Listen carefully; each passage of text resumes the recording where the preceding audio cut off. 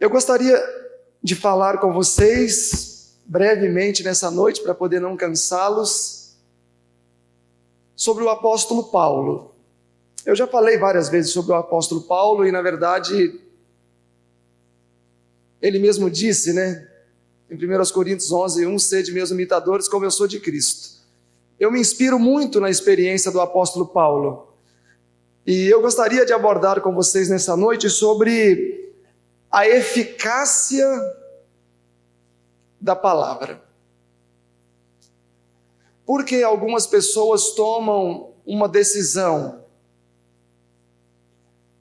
e se tornam pessoas determinadas e chegam a fazer grandes revoluções, como foi o caso do apóstolo Paulo, que conseguiu praticamente dividir o mundo em dois. Foi decapitado por um César, mas se tornou mais famoso que todos os Césares juntos. Nasceu e viveu uma situação de abundância financeira, foi levado para Jerusalém, foi treinado pelo mestre Gamaliel, neto de um grande erudito Hilel, foi preparado para brilhar nos corredores teológicos dos seus dias lá em Jerusalém. Era rico, se tornou pobre. E nos seus últimos dias não tinha nem sequer uma capa para se abrigar do frio. Obrigado, Link. E nem ninguém para lhe servir um copo d'água. Paulo, podemos dizer que é um fenômeno. Mas será que não existem fenômenos também que surgiram depois de Paulo? Tem alguém em nosso meio que tem 14 anos de idade? Se tiver, podia ficar de pé, se alguém tem 14 anos. Temos aí uma jovem de 14 anos. Há alguns séculos atrás também existia uma jovem de 14 anos. E essa jovem era uma jovem que aderiu juntamente com sua família ao movimento reformado, aderiram à fé anabatista, e a família dessa jovem era uma família muito determinada. E chegou certo momento que era necessário apresentar a fé reformada em uma região extremamente vigiada, mas que existiam pessoas ali que estavam sedentas pelo evangelho, porque isso já havia sido comunicado a esse grupo de anabatistas. E então o pai dessa jovem sentou com ela e falou: minha filha, é necessário que você entregue o seu coração completamente a Cristo, porque você vai ter que cumprir uma missão extremamente importante que talvez nós adultos não consigamos atingir o nosso objetivo. E esse pai dedicou algum tempo a instruir aquela jovem moça, e ela falou para o pai dela: eu não vou decepcioná-lo, eu vou cumprir esta missão, ainda que eu perca a minha vida. E aquela jovem, cheia de determinação, avançou na sua missão. Foi para essa região na Europa, onde o cristianismo estava sendo, onde a verdade, melhor dito, estava sendo massacrada, onde qualquer resquício de anabatismo era destruído. E essa jovem que havia sido treinada, pôde realizar um grande trabalho junto a essas pessoas. Eu não sei qual foi o fim ou desfecho da história da jovem, mas o fato é que a palavra foi eficaz na vida dessa jovem. E aí eu trago a reflexão para nós. Nós já estivemos expostos muitas vezes à palavra. Conhecemos uma série de instruções relevantes para o povo de Deus. Alimentação, vestuário, estilo de vida, vida no campo. Eu poderia citar aqui várias coisas, e todas elas têm a finalidade de corroborar para o fortalecimento e desenvolvimento cristão do indivíduo. Mas nos meus 12 anos, 13 anos de experiência, o que eu tenho percebido é que existe pouca eficácia da palavra na nossa vida como indivíduos. Porque é muito comum percebermos uma pessoa que tomou uma decisão por Cristo não se manter naquela decisão. E aí depois toma a decisão novamente, depois não se mantém novamente naquela decisão, e entramos na síndrome do ioiô. Quantos aqui é da época do ioiô? Quantos? Só os mais velhos, né? O ioiô era uma coisa que as pessoas usavam muito, né? Eu nunca aprendi a brincar com aquilo, nunca. Mas vocês sabiam que muitas vezes a nossa vida religiosa é como o ioiô? Estamos lá embaixo, estamos aqui em cima. Estamos lá embaixo, estamos aqui em cima. Estamos lá embaixo, estamos aqui em cima. E por que que na experiência de algumas pessoas isso é diferente? A pessoa está lá embaixo, subiu e não desce mais. Um exemplo disso é o próprio apóstolo Paulo, assim como essa moça que eu mencionei agora há pouco. A vida de Paulo nos oferece um banquete de reflexão, porque nos seus primeiros anos ele se tornou um perseguidor, um assassino, um psicopata, na verdade um serial killer, um matador em série, um homem que talvez segundo a mente humana, ou segundo até mesmo a nossa visão, se fôssemos entender bem quem era Paulo antes de sua conversão, iríamos afirmar: este homem está perdido, não há mais salvação para ele. Porque por menos coisas sentenciamos outros à morte eterna. Paulo era um homem que respirava morte, como diz o capítulo 9, verso 1, Saulo respirando ameaças de morte. Saulo era uma besta selvagem, um homem que tinha gosto de sangue na sua boca, que perseguia fisicamente, perseguia emocionalmente, como diz Atos 26, e perseguia psicologicamente, porque Atos 26 diz que ele forçava as pessoas a blasfemar, e quando elas blasfemavam, ele sentenciava essas pessoas à morte. Ele perseguia as pessoas mentalmente. Mas o que aconteceu na experiência de Paulo que fez com que um homem que era tão sanguinário, um homem que liderava não campanhas evangelísticas, mas liderava massacres, aquele que era o principal perseguidor do cristianismo, tornara o seu maior defensor. Irmãos, se existe um personagem nas Escrituras que nos evidencia o poder transformador da palavra, quando permitimos, é o apóstolo Paulo. Vejam bem, queridos, Paulo, ao pregar o evangelho para o mundo inteiro, a irmã White fala no Maranata, acho que é dia 11, ela fala que assim como Paulo pregou o evangelho no mundo inteiro, este evangelho tem que ser pregado novamente. Então, as atividades missionárias de Paulo foi um tipo daquilo que deve acontecer nos últimos dias, onde o evangelho novamente vai ser pregado a todas as nações.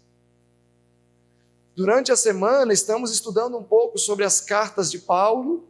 O Cleiton apresentou para vocês 1ª e 2ª Tessalonicenses, Efésios, e eu apresentei para vocês 1 aos Coríntios, para os alunos.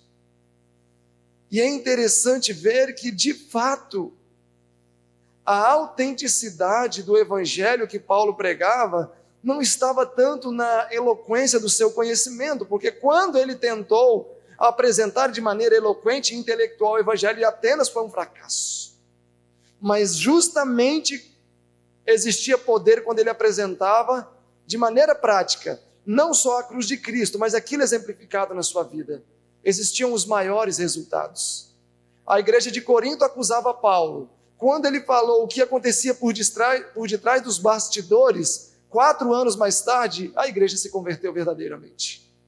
Tudo o que ele sofreu por aquela igreja. Então eu gostaria de refletir com vocês um pouco nesta noite na história do apóstolo Paulo. Após a morte de Estevão, capítulo 8, verso 1, Paulo lidera uma grande campanha contra os cristãos. Capítulo 8, verso 1.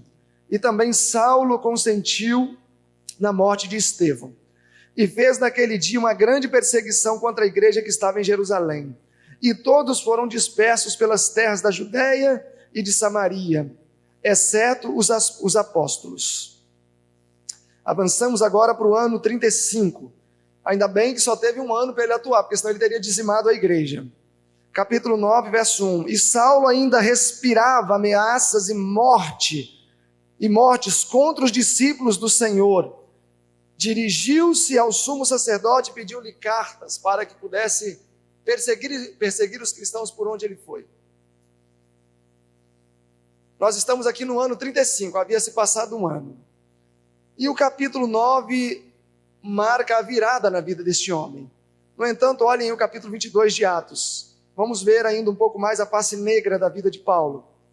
Atos, capítulo 22.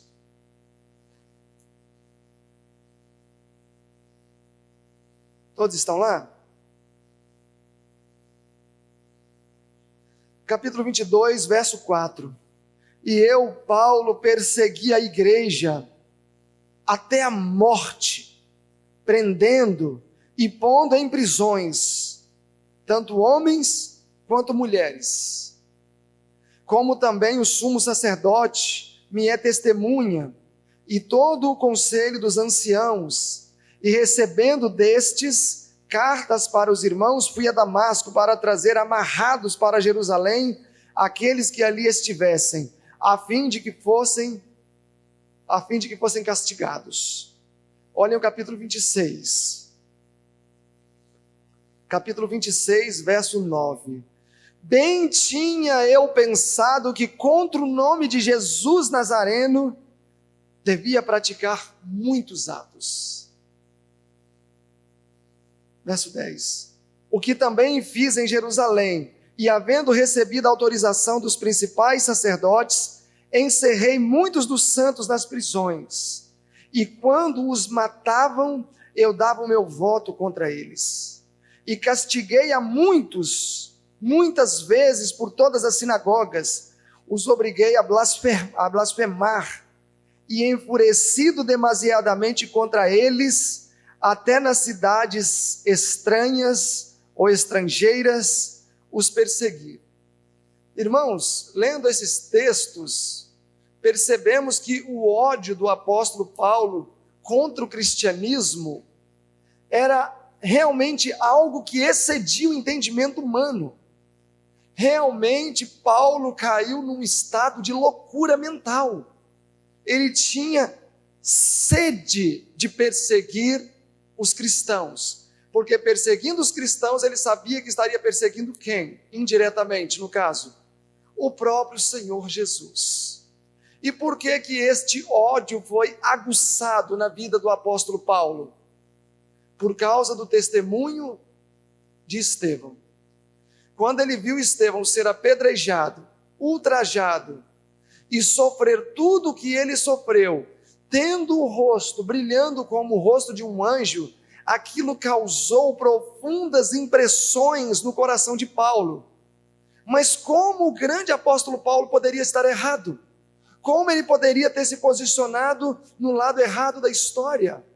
Irmãos, muitas vezes o Espírito Santo tenta falar ao nosso coração. Mas o que acontece? Temos vergonha talvez de reconhecer o nosso erro e nos obstinamos porque não queremos voltar atrás. Ou simplesmente não queremos dar o braço a torcer. Paulo não precisava ter trabalhado um ano todo dizimando cristãos. Se no momento que ele viu Estevão sendo apedrejado, se ali ele tivesse aberto o seu coração para a influência do Espírito Santo que trabalhava no coração dele, naquele momento ele tinha tido um encontro com o Salvador.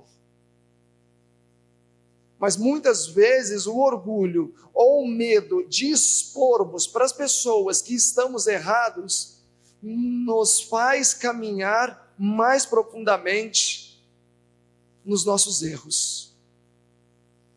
E como todos vocês sabem, este foi o antes da história de Paulo. Voltem aí a Atos 9.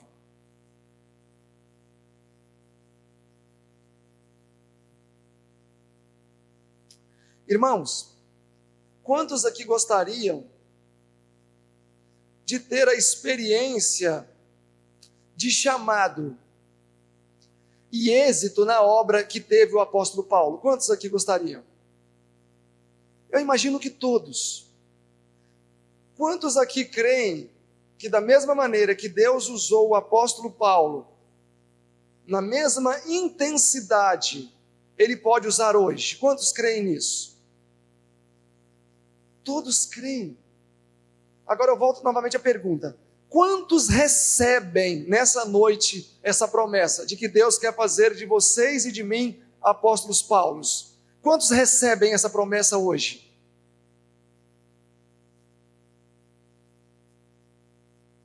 Capítulo 9, verso 5. Depois que Paulo cai, e ele disse: quem é, Senhor? E disse o Senhor: eu sou Jesus, a quem tu persegues. Duro para ti é recalcitrar contra os aguilhões. Todos sabem o que é recalcitrar contra os aguilhões? Todos sabem? Quem não sabe o que é recalcitrar contra os aguilhões? Aguilhão é uma ponta de ferro. É uma ponta aguda de ferro. Recalcitrar é dar coices numa ponta de ferro. Então era isso que Paulo estava falando. Era isso que Jesus estava falando, que Paulo estava fazendo. Ele estava dando golpes com o seu pé nas pontas de ferro, que era a verdade. Esta é uma atitude de uma pessoa que desfruta de sanidade mental ou de uma pessoa insana? Uma pessoa insana. Então, o que Jesus estava falando aqui para Paulo é que ele estava em um período de insanidade mental. Quem é, Senhor? Verso 9. E ele, tremendo e atônito, disse: Senhor, que queres que eu faça? Gálatas 1,16 diz: e quando fui chamado a trabalhar para os gentios, não consultei a carne e nem o sangue. Quantos querem ter a experiência de Paulo? Todos levantaram as mãos. Mas qual foi a atitude de Paulo diante do chamado que ele teve? Qual é a pergunta que ele fez? Ah, Senhor, eu quero estar na causa, mas eu quero atuar na área da música. Não, eu quero atuar na área da pregação. Não, eu quero atuar na área da saúde. Não, o meu chamado é atuar como professor de Bíblia. É isso que Paulo questionou nesse momento? Qual é a pergunta que Paulo fez? Qual? Que queres que eu faça? A vontade ali era de quem? De Paulo ou do seu Senhor? A vontade não era de Paulo, irmãos. A vontade era do seu Senhor. Qual é a sua vontade? Fala para mim que eu vou fazer. Gálatas 1,16 afirma que ele não consultou a carne, ele não consultar a carne, ele não raciocinou, não, eu não posso aceitar isso porque eu sou um erudito, fui treinado com uma das maiores autoridades eclesiásticas de Jerusalém, não vai pegar bem para mim estar agora defendendo aquilo que eu atacava, a minha moral e minha reputação vai para onde? Paulo pensou essas coisas? Não. Irmãos, Deus tem um chamado para cada um. O problema é que muitas vezes nós não estamos preparados para esse chamado. Veja bem, se Deus tivesse falado para mim: Silverino, você vai sair aqui dessa roça. E quem conhece a minha história, cadê a Vivian? Está por aqui? Rafa? Quem conhece bem a minha história, outros que conhecem bem a minha história, Priscila, Cleiton, vão se identificar mais. Se Deus tivesse falado, olha, você vai passar por isso aqui, ó. Esse é o seu chamado, ó. Essas experiências você vai ter. Irmãos, eu não teria aceito, porque nos meus 12 anos eu comi o pão que o diabo amassou com o pé. Mas lá atrás, quando Deus me chamou, eu ousei fazer como o apóstolo Paulo. Senhor, eis-me aqui. E avancei. Então, amados, o problema não está na disposição de Deus nos chamar para a missão, mas é na nossa disposição de falar como Paulo: que queres que eu faça? E não apresentar o plano, porque muitas vezes a gente apresenta o plano missionário, não é assim que a gente faz? Chega lá, apresenta o plano missionário a Deus: isso aqui é o que eu quero para a minha vida. E talvez Deus quer que tomemos uma direção totalmente diferente. Vejam bem, quando eu saí da roça, a última coisa que eu iria querer ter é um ministério de agricultura. A última coisa que eu ia querer ter, porque eu estava apavorado com a agricultura. A agricultura para mim era sinônimo de degradação. Hoje a agricultura para mim é sinônimo de redenção, restauração, elevação intelectual, moral. E Paulo disse: Senhor, que queres que eu faça? Quantos nessa noite estão dispostos a fazer essa pergunta para o Senhor mais tarde, hora de deitar? Quantos estão dispostos? Mas e se o Senhor falar assim: olha, eu quero que vocês façam tal coisa, e for aquilo que não está no coração de vocês, o que vocês vão fazer? Me ajuda, Deus, ou falar assim: o inimigo está falando a minha mente. O inimigo está falando a minha mente. Porque Paulo sabia o que ele iria enfrentar? Paulo sabia, ele sabia que a sorte dele não seria brincadeira. E já nos primeiros dias depois que ele estava em Damasco, ele já estava sendo procurado e tentaram assassinar ele. Já pensou se ele pensasse: ixi, eu acho que eu me equivoquei, aquela luz lá não só me cegou, mas me deixou doido também. Não, irmãos. 1 Coríntios diz que Deus escolhe as coisas loucas do mundo para confundir as sábias. E depois que Paulo teve esse encontro com Jesus, olha em 1 Coríntios comigo, 2 Coríntios. 2 Coríntios. Resiliência se tornou o sobrenome de Paulo. 2 Coríntios. Capítulo 12, todos estão lá? Verso 7. E para que não me exaltasse pela excelência das revelações, foi-me dado um espinho na carne, a saber, um mensageiro de Satanás, para me esbofetear, a fim de não me exaltar. O espinho na carne é que Paulo era quase cego, tanto que ele não escreveu nenhuma carta. A 1 Coríntios foi Sóstenes que escreveu, e outros colaboradores, por exemplo, Romanos, Tércio, etc. Ele dependia muito da visão. Imagina só, um missionário que quando escreve fala: vede com quão grandes letras escrevo do meu próprio punho. Quase cego. Verso 8. Acerca do qual 3 vezes orei ao Senhor para que desviasse de mim. Ele estava pedindo algo que me parece lógico, óbvio, né? Senhor, se eu vou pregar o Evangelho, explanar as Escrituras, seria bom eu ter a minha visão plenamente restituída. 9. E disse-me: a minha graça te basta, porque o meu poder se aperfeiçoa na fraqueza. De boa vontade, pois, me gloriarei nas minhas fraquezas, para que em mim habite o poder de Cristo. Verso 10. Por isso, depois dessa informação, disse Paulo, tenho prazer nas fraquezas, nas injúrias, nas necessidades, nas perseguições, nas angústias por amor de Cristo, porque quando estou fraco, então sou forte. Irmãos, esse texto não expressa a loucura, é a eficácia da palavra. Paulo falou: Senhor, restitua a minha visão. Jesus ficou quietinho. Uma segunda vez: Senhor, restitua a minha visão. Ele ficou quietinho. Senhor, restitua a minha visão. Aí Jesus responde, fala: Paulo, é na sua fraqueza que eu me glorio. poxa, Senhor, então tá, mas eu não vou falar nisso mais, mas seria tão bom eu ter minha visão de volta, me faz tanta falta, mas já que o Senhor decidiu assim, eu vou ficar quieto, né? Fazer o quê? Eu não posso fazer nada mesmo? Foi essa a atitude de Paulo? Claro que não. A hora que ele teve essa informação de que na fragilidade física de Paulo, Cristo seria exaltado, ele falou o quê? Então, eu vou me exaltar nessa fraqueza. Eu vou ficar feliz com isso. Irmãos, isso é a eficácia da palavra. Não é quando a gente murmura porque está vencendo a prestação de R$300 e não tem o dinheiro para pagar. E a gente fica reclamando, Senhor, eu trabalho na sua causa, faço isso e aquilo, e os R$300 para pagar a dívida amanhã que não tem. Isso é mediocridade. Olha só o cenário e a maturidade que Paulo alcançou. 1 Coríntios 4,13, ele fala que ele chegou a ser considerado lixo. Como pode um homem que brilhava lá na decantada Jerusalém, agora é considerado lixo? Escória, porcaria. E ele nisso se gloriava.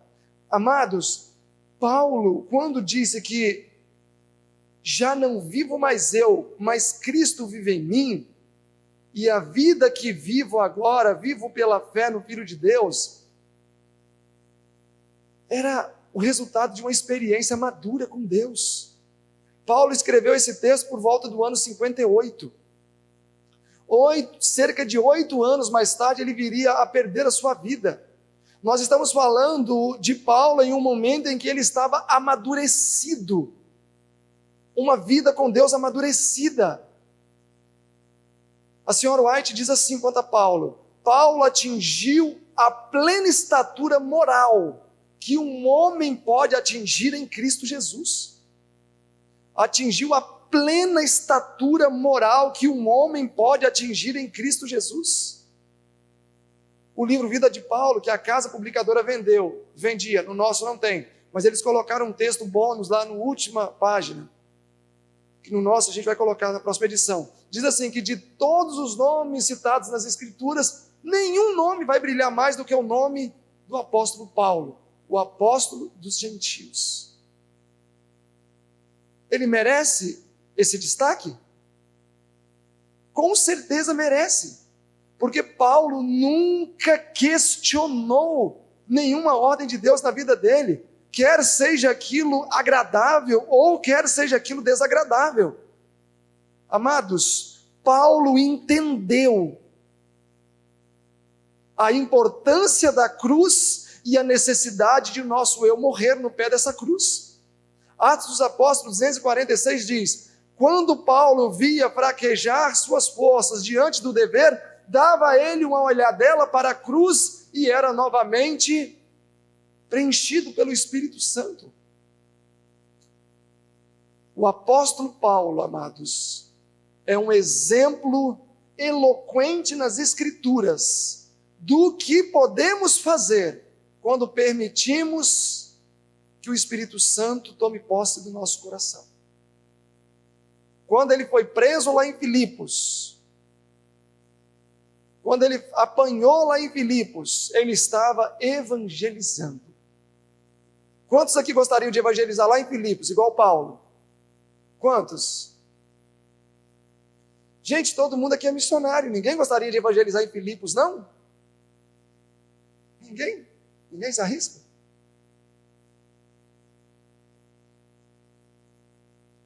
Ele foi evangelizar. Jesus falou assim para ele: Paulo, eu tenho umas pessoas lá em Filipos, mas vai ser difícil a missão, porque lá você vai ter que evangelizar com sangue, porque ali o povo é meio duro, e é só com sangue que você vai evangelizar, não vai ser com palavra.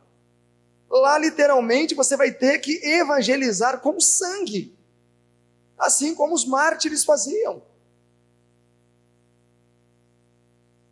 E aí Atos dos Apóstolos 215 diz que, a página 214 diz que ele apanhou muito, cortes inchados, carne lacerada, sangue correndo com plasma. E aí o carcereiro, que era um homem sádico, diz o texto que por vontade própria meteu os pés deles lá no cepo, e o texto diz que ele queria ouvir urros e berros de dor. Mas existia mais alguém interessado naquela história. A página 215 diz que o céu inteiro parou para dar uma olhada. Agora eu quero ver se Paulo não vai reclamar. Agora eu quero ver se ele não vai reclamar. Irmãos, para mim, a história de Filipos é uma das maiores evidências do poder de Deus na vida de um ser humano. Porque humanamente falando, ninguém revela o caráter que foi revelado ali, não. Ninguém revela mesmo. Aquilo ali é a união do poder divino com o esforço humano e o que pode acontecer com qualquer um de nós aqui. O universo começou a contemplar, os anjos estavam interessados, olhando. E aí, ao invés de se ouvir urros e berros veementes de pedido de socorro, o carcereiro começou a ouvir o quê? Louvor. Eu quero coral em Filipos, pode ser, Daniel? Hã? Começou a ouvir eles cantando. E aí tem um texto fabuloso que eu vou citar de novo e não vou cansar de citar, e se eu for para o céu, eu vou citar lá também. Atos dos Apóstolos 216. Quando o carcereiro percebeu o que tinha acontecido, certamente ele sabia que sofreria uma morte vergonhosa, desembainhou a espada para dar cabo da própria vida. E diz o texto que Paulo, quando viu aquilo, intercedeu: ei, não faças tal, todos estão aqui, apreciando a boa música. E aí o texto diz que aquele carcereiro entrou correndo lá dentro e pediu fogo. E queria ver que espécie de homem era aquele que estava pagando com o mal que fora tratado, dando bem, dando amor. E aí o 216 diz, Atos dos Apóstolos: a severidade com que o carcereiro tratara Paulo e Silas não causou rancor algum no coração deles. O coração de Paulo, o coração de Silas estava repleto pelo amor de Jesus. E não havia em seus corações espaço para ódio ou rancor, nem mesmo contra os seus inimigos. Nem mesmo contra os seus inimigos. Alguém aqui tem rancor de alguém? Não precisa levantar a mão, só estou perguntando retoricamente. Alguém tem rancor de alguém? Tentem pensar se você tem rancor de alguém. Tentem pensar. Vou pensar aqui se eu tenho rancor de alguém. Eu acho que eu tenho. Tá, eu pensei numa pessoa. Todo mundo pensou, né? Essa pessoa meteu vocês no cepo depois de ter fatiado as costas de vocês? Dentro de uma cela apodrecida? Tomara que não. Mas mesmo assim, tem que existir o que no nosso coração? Estar tão cheio do amor de Jesus que não há espaço para outra coisa. Amados, isso é uma coisa simples. Se eu encho aquele copo de água até o limite, eu consigo adicionar mais água lá dentro? Não. Por quê? Porque está cheio. Então por que Paulo e Silas não tinham rancor nem contra o inimigo? Porque não tinha espaço. Isso é uma questão lógica. Se o copo está cheio, não tem como encher mais. O coração deles era tão cheio do amor de Jesus que não tinha espaço para mais nada. É por isso que ele alcançou a perfeita maturidade que um homem pode alcançar em Cristo Jesus. Amados, o que eu queria nessa noite é exortar a cada um de vocês, a mim também, para que nós não venhamos a ser duros diante da eficácia da palavra. Lembra a menininha de 14 anos? Ela foi embora, cumpriu a missão dela e não esmoreceu na fé. Permaneceu firme igual aço. Nós não podemos ficar reproduzindo a vida cristã ioiô. Hoje eu estou aqui em cima, amanhã eu estou lá embaixo, hoje eu estou aqui em cima, amanhã eu estou lá embaixo, hoje eu amo, amanhã eu odeio, hoje eu sou bom, amanhã eu sou ruim. Hoje eu faço orações que até as pessoas choram, amanhã eu não estou nem orando mais. A vida religiosa com tanta instabilidade acaba trazendo resultados danosos para o nosso coração. para a nossa própria vida espiritual. Nós precisamos ser consistentes nas nossas decisões. Especialmente os jovens que tomaram a decisão de estudar aqui, nós precisamos ser consistentes. Nós não podemos decidir uma coisa agora de manhã e à tarde estar tomando outra decisão, ou outra direção, melhor dito. Se nós quisermos colaborar com a obra final da pregação do Evangelho, como diz o grande conflito 606, assim será proclamada a última mensagem angélica. Os homens serão antes preparados pelo Espírito Santo, não por instituições de ensinos. Muitos serão constrangidos pelo Espírito Santo a subir e descer, proclamando as verdades que Deus colocar em seus lábios. Essas pessoas serão como Paulo. Mas o seu coração, o coração dessas pessoas, vai estar tão cheio do amor de Jesus, que não vai ter espaço para mais nada. E aí sim nós poderemos falar como o apóstolo Paulo: já não vivo eu, mas Cristo vive em mim.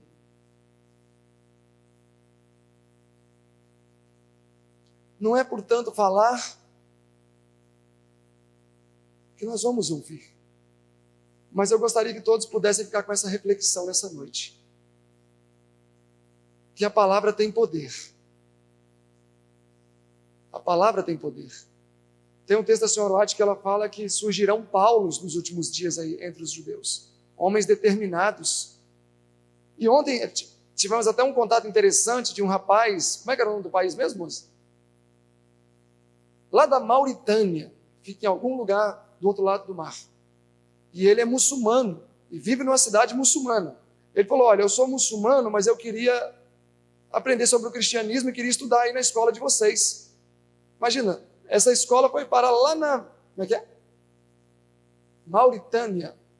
Foi para lá na Mauritânia. Sabe-se lá como. A gente começou a funcionar há 2, 3 semanas.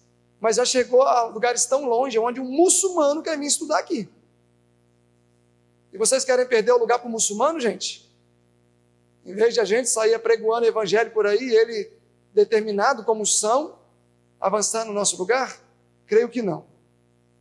Então que o nosso Senhor Jesus Cristo possa impelir cada um aqui, assim como o Espírito Santo impeliu Paulo e Silas naquela noite, preenchendo todos os espaços do coração. Que cada coração nessa noite possa ser perfeitamente preenchido pelo poder do nosso Senhor Jesus Cristo. Nosso bondoso Deus, nosso querido e amado Pai que habita nos altos céus, queremos te agradecer por esta noite de sexta-feira, por esse início de sábado, te agradecer porque o Senhor nos deixou também biografias que, ainda que estejam distantes de nós no quesito tempo, não estão, entretanto, no quesito experiências. Que cada um de nós aqui possa ser inflamado pelo Espírito Santo e sermos tocados com a brasa do seu altar e que possamos ser impelidos a pregar a sua verdade. Acompanhe cada um aqui até o seu lar e amanhã que o Senhor também possa nos trazer para estarmos juntos já desde os primeiros momentos, desde o início, e temos um dia em sua presença. É o que pedimos em nome de Jesus. Amém.